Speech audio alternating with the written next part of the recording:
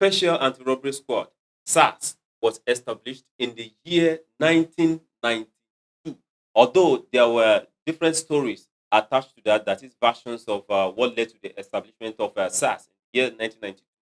Well, I don't think I'm here to actually tell you the versions, but whatever the version is, the truth of the matter is that SARS is one of the 14 units that we have in the Nigerian police force. They said no more force. Let's call it Nigerian police service. That when we call it police service, then they will be called to order that they are meant to serve the people and not to force them. A lawyer, a known lawyer, senior advocate of Nigeria, said that in Lagos some days ago. Needless to mention him, actually. Then that name, Special Anti-Robbery Squad. Special. Is it because they think they are special? That is why they behave in that manner. But today, it's been disbanded on October 11, 2020. We're talking about 2 days back. Is that all? Now, what we are getting is a SWAT. That is Special Weapons and Tactics. SWAT. What? What are we talking about? There are so many questions coming up. That is, do we have similarity between SARS and SWAT? Or is just ordinary change of name? But there's still a lot to talk about. On the very day the protest took place in Ilorin Kwara State right here. In the Nigerian police unit, the brutality is just so much, the repression, the suppression is so much. They've killed so many people. That's why we're actually coming out this time around to make sure an abrupt end is actually put to this. You know, I describe SARS as scoundrels and rogues putting scourge on our fundamental human rights. You can't move freely in the Nigerian society. You can't hold or own expensive things in the Nigerian society, which is very, very wrong and quite abnormal. So we are actually appealing to the state government, the local government, and the federal government to please help us, as they should please accede to our request and put an abrupt and permanent end to this. 2017 it was banned, 2018, 2019, and they are coming again with the same old rhetoric. So we are tired of it. An end should be put to start as a matter of finality, as a matter of necessity, and as a matter of urgency. Of course, there have been several protests all around the country. We have 36 states, and each state took to the street, the youth took to the street to say no more SARS, end SARS. Of course, there is no smoke without fire. They have their reasons. As some of them would say, they've been victims of SARS officers who will call them and begin to harass them without any concrete evidence. Probably they are on dread or they have iPhones, some kind of sophisticated gadgets. Some, as a result of their look, some are even saying when they get this boys or anybody, they follow you to the ATM to get cash. Some are even saying they have POS with them. Funny, right? This is not the time to laugh, actually. But when you get to hear different versions from people, you will laugh, which is very difficult to defend. Either they are lying or not. There is no smoke without fire. So the question people are asking out thereafter is the Inspector General of Police in our own dear country, Nigeria. Are you being sincere about the change from SARS to SWAT? Question one. Question two. We're talking about redeployment. You are redeploying them. What if we now come across any SARS official that we know before being an officer in SWAT again? That is the question. Is that a change? Wait a minute. You can take a man out of ghetto, but you cannot take ghetto out of man. Sir? Now, what we're talking about is when you change them from SARS to SWAT, are we talking about the same set of people? Fine, you said they are going to go through, series of tests, psychological tests, this, and that. Fine. We have 14 units. Is it to other units in Nigerian police force? Because I know even we have the fashion unit, we have tailors in the Nigerian police force, we have the engineering unit, either mechanical engineering or whatever. Then we have infantry in Nigerian army. I know you have jobs in Nigerian police force.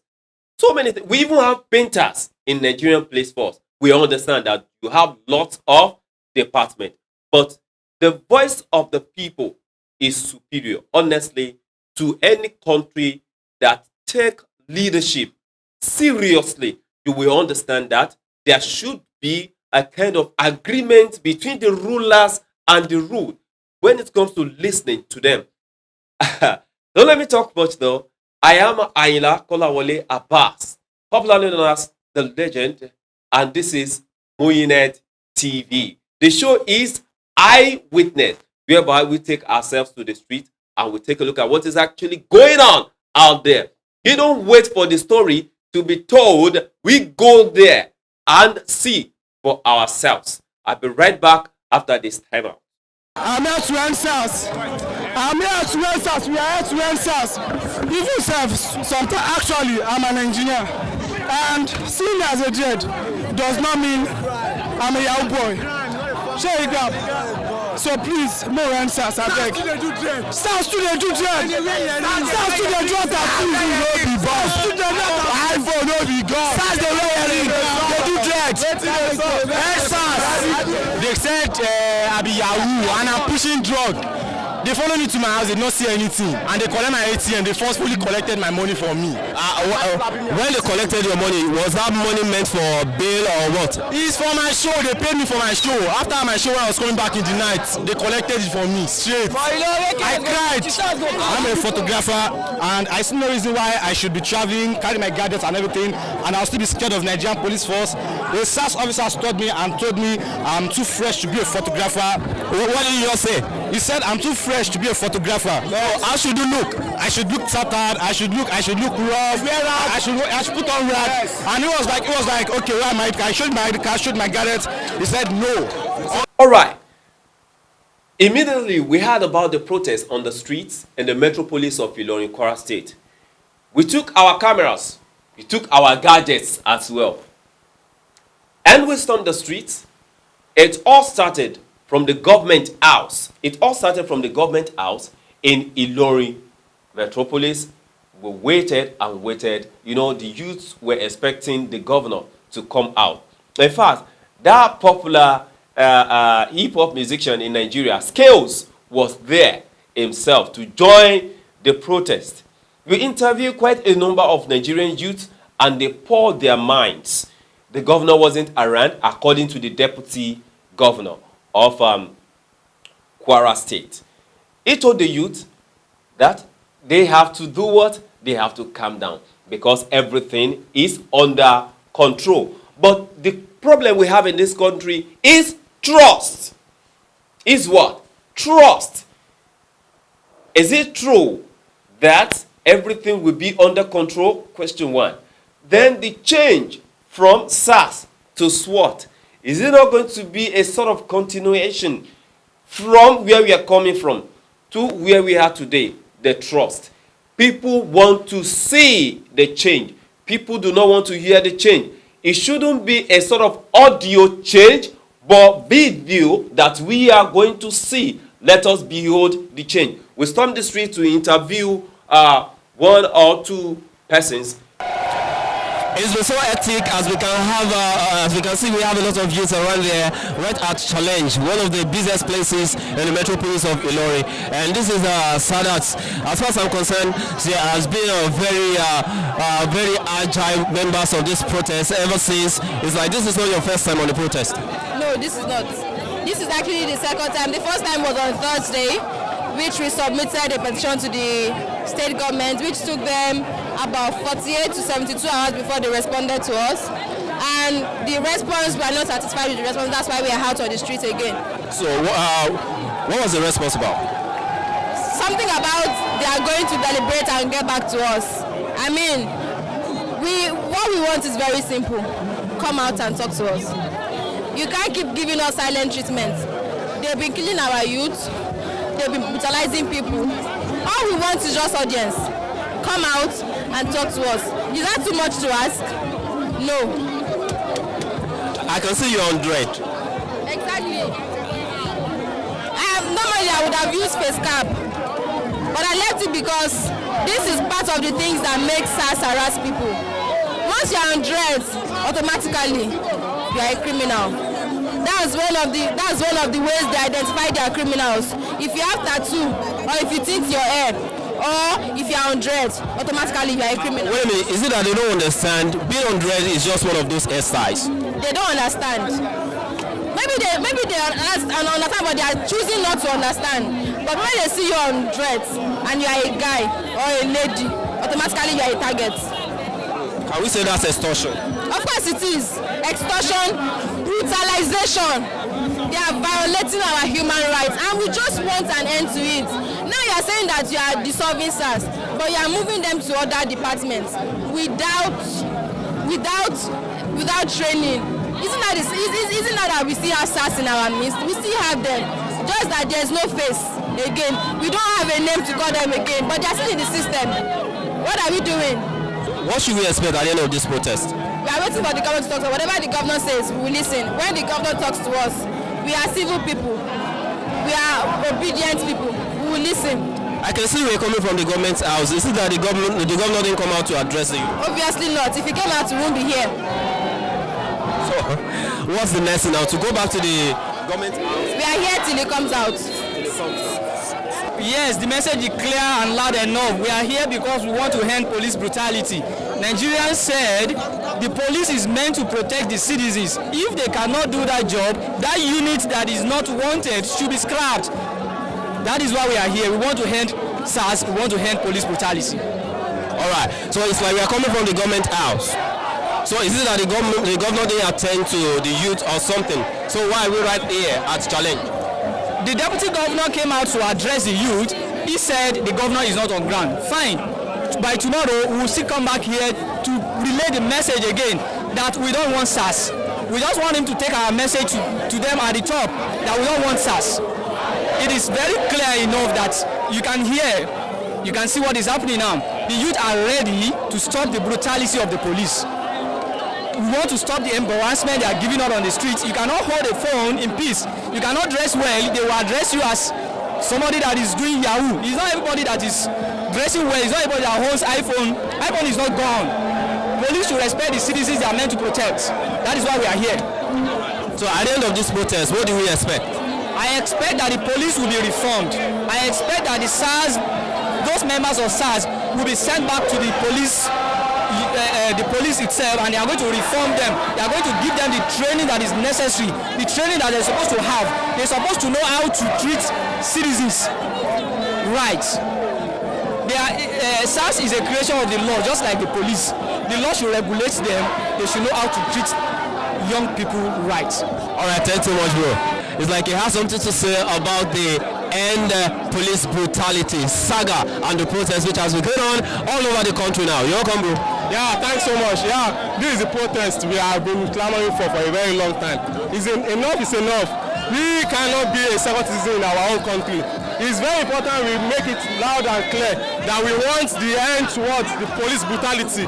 It's important because how can you actually even explain to other people in the other country that yes, you are a Nigerian and you are being intimidated, harassed, extorted. In fact, you can't just even define what exactly they actually are after. Now, for the first time in this country, the youth are coming out together to say yes, we want the end towards police brutality. And this is just the beginning. We are going to be calling for so many reforms across board. This is just the beginning. The youth are ready. We are ready to stand for our rights. It's important. So now, what we want now is this.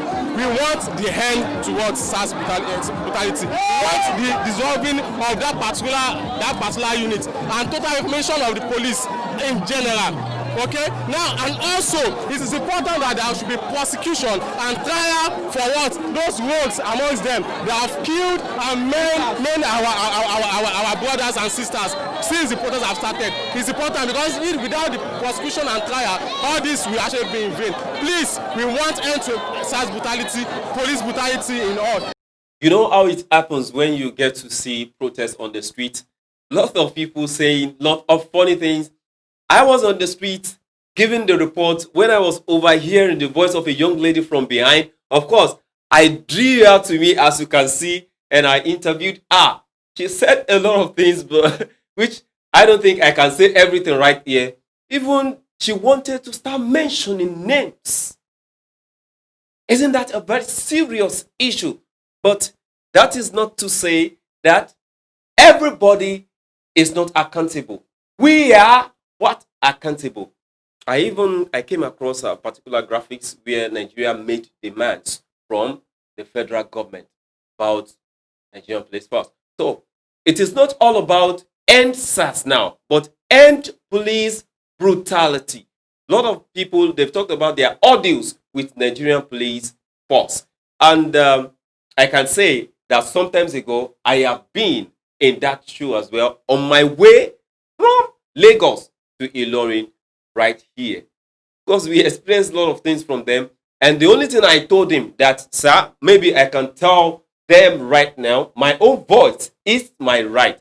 So if you're a policeman in Nigeria, if you're a forceman, if you're carrying arms, look, the fact that, okay, fine, Special Anti-Robbery Squad, SARS, then to SWAT now, that is Special Weapons and Tactics.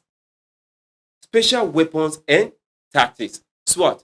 The reason why you are carrying gun is to protect the masses. Let that be underlined, please. To protect the masses and not to intimidate the masses. Remember, when you are in uniform, you are carrying gun, you are intimidating that man out there. You are thinking he is a civilian. You have civilians as members of your family as well. All right? So, lot of interviews on the street, even with young men. You can listen to what this guy is saying. I have a question here. Why will a SARS officer be bearing Iku? 1. 2.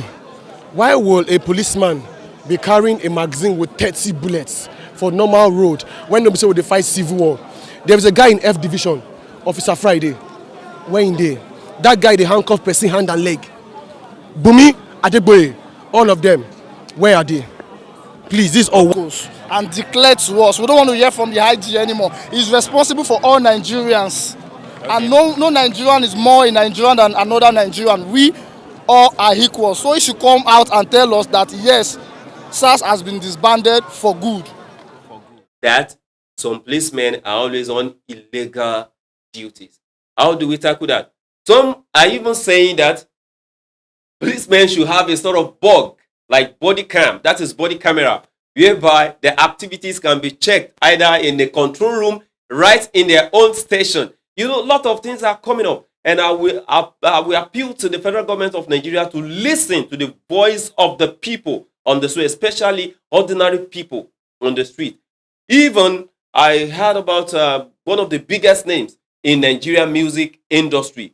He said sometimes he was going home, very late in the night, and he came across quite a number of young men being harassed by the police. Then he had to ask those boys to follow him. He was driving in the front while those boys were following him.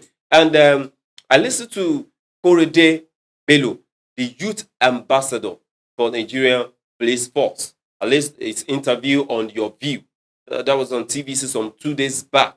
And he talked about trust. That the major problem now is people do not trust the Nigerian police force, even the government. Who is to be blamed? Nobody's fault about the distrust, because we need to build our trust. How do we build the trust as a result of this situation on ground? That is, the federal government should make sure that people can actually see the change. What they are doing, harassing people, should not continue. On no account should a SARS officer, POS, is that another business for them? And again, using dreadlock as a yardstick, using iPhone as a yardstick. Although something has to be done about all this. Thank you so much. You know, you've seen a lot of videos on the street, not only in Kwara State. In fact, virtually, the place in Nigeria whereby the protest was so serious, that is in Lagos. and because Lagos is Lagos, plus other states as well. Thanks so much. And the show is Eyewitness.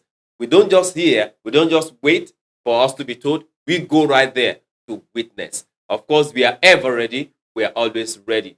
And the show is Eyewitness. I am Ayinla Kolawole Abass, popularly known as The Legend. To enjoy more of this program, kindly subscribe to Moyinnet TV on YouTube, Instagram, and Twitter. Thank you. Bye for now.